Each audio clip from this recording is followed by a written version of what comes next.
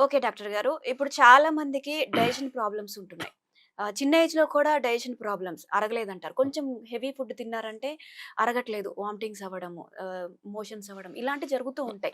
ఎందుకనంటారు? ఏం digestion problem అంటే ఏం తింటున్నారు మీరు? అది ఏదన్నా చెప్పట్లేదు. ఏదన్నా ఏదైనా అంటే ఆయిల్ ఫుడ్. చెప్పకండి. హ్మ్. ఏదైనా అంటే చెప్పకండి నాకు. ఏం తింటున్నారో చెప్పండి నేను చెప్తాను నేను. పిల్లలకి ఓకే. మీ పిల్లలకి ఇప్పుడు ఏం పెడుతున్నారు స్కూల్‌కి పంపిస్తున్నారు మీరు? ఏదన్నా ఆయిల్ ఫుడ్ గాని కొంచెం ఏం ఆయిల్ పెడుతున్నారు? Refined oil. రీఫైండ్ ఆయిల్ అనేది ఉండిందా? రీఫైండ్ ఆయిల్ ఒక ఆయిలేనా నిజం చెప్పండి? రీఫైండ్ ఆయిలు జనరల్‌గా groundnut oil. Refined oil దాని మీద మంచి పల్లి నూనె అని చెప్పేసి రాస్తాడు. నువ్వుల నూనె అని రాస్తాడు. అది నువ్వుల నుంచి వచ్చింది కాదు, పల్లి నుంచి వచ్చింది కాదు. ఆ 2 ఆయిలే కాదు. రీఫైండ్ ఆయిల్ అనేది ఆయిలే కాదు. గానుగ నూనె ఏదో మన ముంగట పట్టించిస్తారు కాబట్టి నమ్మొచ్చు. గానీ ఈ రీఫైండ్ ఆయిల్ ఉన్న బ్రాండ్ ఏవైతే ఉన్నాయో అవన్నీ ఎక్కడి నుంచి వస్తున్నాయో ఒకసారి చూడండి. వాళ్ళొక పల్లీలు పర్చేజ్ చేయరు. కుసుమలు పర్చేజ్ చేసి కుసుమ నూనె ఇస్తారు. కుసుమలు కూడా పర్చేజ్ చేయరు. పల్లి ఆయిల్ ఇస్తారు. పల్లీలు కూడా పర్చేజ్ చేయరు. ఇట్లా నువ్వుల నూనె అంటారు. నువ్వులు కూడా పర్చేజ్ చేయరు. మరి ఎక్కడి నుంచి వచ్చినట్టు ఆయిల్ వాళ్ళకు? అవగాహన కావాలి. హ్మ్. కాబట్టి ఆయిల్ ఇక్కడ మీరు ఇచ్చే రీఫైండ్ ఆయిల్ తప్పు. ఇంకా డైజెషన్ ఎక్కడ బాగవుతది? నెక్స్ట్ కొంచెం ఇంకేం పెడుతున్నారు మీరు? ఏదన్నా హెవీ ఫుడ్ అంటే ఇడ్లీ తప్పించి మిగతా కొంత ఏవి పిల్లలకి ఏం ఎక్కువ పెడుతున్నారు చెప్పండి? బ్రెడ్డు, ఆ! పాలు, ఇంకా పిజ్జాలు, పిజ్జాలు, బర్గర్‌లు, బర్గర్‌లు, అమ్మ నూడిల్స్ ఇంకా ఫాస్ట్ ఫుడ్. ఒక్కటన్నా డైజెషన్ మంచిగా అయిన ఒక వెజిటబుల్ పేరు చెప్పిర్రా దీంట్లో? ఒక వెజిటబుల్ పేరు. ఇప్పటి యూత్ అంతా పిల్లలు యూత్ గూడా, అనకండమ్మా. నాకు ఇప్పుడున్న యూత్ వాళ్ళందరూ గూడా ఇవే ఎక్కువ తింటున్నారు. ఈ ఫాస్ట్ ఫుడ్ ఎక్కువ బయట అలవాటయ్యి. నాకొద్దులేండి. ఇంకా పిల్లల్ని అనడం తప్పు కాబట్టి, పిల్లలకు అవగాహన లేదు కాబట్టి, మనం ఏం పెడితే అది తింటరు. ఇక తల్లిదండ్రుల తప్పిక్కడ. ఏం పెడుతున్నాం? ఎలా పెడుతున్నాం? ఏ టైంలో పెడుతున్నాం? ఎంత హడావిడి చేసి పెడుతున్నాం?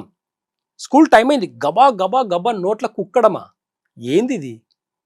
ఒక్కసారి ఆలోచించండి. 40, 50 ఏళ్ల కింద మీ తల్లిదండ్రులు మిమ్మల్ని ఎలా తినిపించారు? ఇప్పుడు మీ పిల్లలకి ఎలా తినిపిస్తున్నారో ఒక్కసారి ఆలోచించి చూడండి. మీ డైజెషన్ సిస్టమ్‌ని ఇంప్రూవ్ చేసుకోవాలనుకుంటే ఓన్లీ ఫస్ట్ ఒక 1 మంత్ ఛాలెంజింగ్‌గా ఇంతవరకు మీ తిన్న డైజెషన్ సిస్టమ్ అంతా మీ లివర్ మొత్తం పాడైపోయి ఉంటది. కాబట్టి ఫస్ట్ డైజెషన్ సిస్టమ్‌లో లివర్‌ని మంచిగా చేసుకుంటే ఆటోమేటిక్‌గా డైజెషన్ సిస్టమ్ ఇంప్రూవ్ అవ్వాలనుకుంటే ఓన్లీ వెజిటబుల్ ఉడకబెట్టినది మాత్రమే ఇచ్చి చూడండి ఒక 1 మంత్. మీ పిల్లలకి ఇష్టం ఉందా లేదా తెలియదు. మంచి మంచి రెసిపీస్ యూట్యూబ్‌లో చూడండి. ఓన్లీ వెజిటబుల్స్‌ని హాఫ్ బాయిల్ చేసి ఇవ్వడం గానీ, స్టీమ్ చేసి ఇవ్వడం గానీ చాలా హెల్తీ అన్నమాట.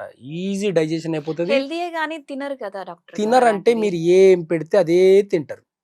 మీరు ఏం పెట్టి ఒక వారం రోజులు అదే అలవాటు చేయండి. అదే తింటారు. లేదంటే తిండి మానిపియండి. తినకపోతే మీ పిల్లలు హెల్త్‌కి ఎలాంటి ప్రాబ్లమ్స్ రావు. ఇంకా షార్ప్‌గా అవుతారు. వదిలేయండి. తిండి ఇది తింటే ఇది తిను. లేకపోతే లేదు అని చెప్పండి. అవే ఒక వారం రోజులు అలవాటైతారు. ఏదైనా ఒకటి అలవాటు నూడిల్స్ కొత్తగా మంచిగా చేసి ఇచ్చాను. టేస్ట్ బాగుందమ్మా. అదే నాకు పెట్టు అంటే అదే పెట్టుకుంటూ పోవడం వల్ల అది అడిక్ట్ అయిపోయిర్రు. అదే నూడిల్స్ బదులు ఓన్లీ వెజిటబుల్స్‌ని స్టీమ్ చేసి గాని, ఉడకబెట్టి గాని ఒక గ్రీన్ చిల్లీస్ ఒకటి ఏసేసి ఇవ్వండి. అవే తింటారు. ఇంక వేరే అడగనే అడగరు. ఇప్పుడు తినే వాళ్ళు నెక్స్ట్ జనరేషన్‌కి ఆన్సర్ గుర్తుపెట్టుకోండి. ఇప్పుడు వెజిటబుల్స్‌ని అలవాటు చేయకపోతే ముంగట తినే ఫుడ్ ఇంకా కల్తీ అవుతది. వెజిటబుల్స్ ఇప్పటికి కొన్ని కల్తీ అయినాయి. ఆ కల్తీని కూడంగా సాల్ట్ వాటర్‌లో వెజిటబుల్ తెచ్చిన తర్వాత సాల్ట్ వాటర్‌లో కొంచెం ఒక 5 నిమిషాలు పెట్టిన తర్వాత మంచిగా వాష్ చేసి వాడుకోవడంలో ఎలాంటి ప్రాబ్లమ్స్ లేవు కాబట్టి చాలా మంచి హెల్తీ ఫుడ్ అంటే ఓన్లీ ఉడకబెట్టిన వెజిటబుల్స్, స్టీమ్ చేసిన వెజిటబుల్స్‌ని ఎక్కువ తీసుకోవడం వల్ల చాలా హ్యాపీగా డైజెషన్‌ని ఇంప్రూవ్ చేసుకోవచ్చు. డైజెషన్ ఒక్కటి బాగుందంటే ఫ్యూచర్‌లో వచ్చే క్రానిక్ డిసీజ్ ఏది కూడా రాదు. ఒక క్రానిక్ డిసీజ్‌కి ఫస్ట్ ఇండైజెషన్ వల్లనే చాలా క్రానిక్ డిసీజెస్ వస్తాయి. ఇప్పటికి ఇంత సైన్స్ డెవలప్ అయితే కూడా ఒక షుగర్, థైరాయిడ్‌కి, బీపీకి మెడిసిన్స్ కనుక్కోలేదంటే సిగ్గుపడాలే. కాబట్టి డైజెషన్ సిస్టమ్ ఒక్కటి బాగుంటే షుగర్ రాదు, థైరాయిడ్ రాదు, క్యాన్సర్ రాదు, బీపీ రాదు. ఇవన్నీ చాలా విషయాలు రావండి. మనకు డైజెషన్ నుంచే వచ్చేది ప్రతి డిసీజ్ కూడంగా ఒక జీర్ణశక్తి వల్లే వస్తుంది కాబట్టి జీర్ణశక్తి మంచిగా ఉండాలనుకుంటే మార్నింగ్ 9 లోపల తినేయమని చెప్పండి. 7-9 లోపల తినండి. 9-11 వరకు కొంచెం ఫాస్టింగ్ ఉండండి. మీ డైజెషన్ సిస్టమ్ ఆటోమేటిక్‌గా సెట్ అవుతది. ఈ అవగాహన లోపం వల్లనే మనకు ఇన్ని రోగాలకు పాలవుతున్నాం మనము.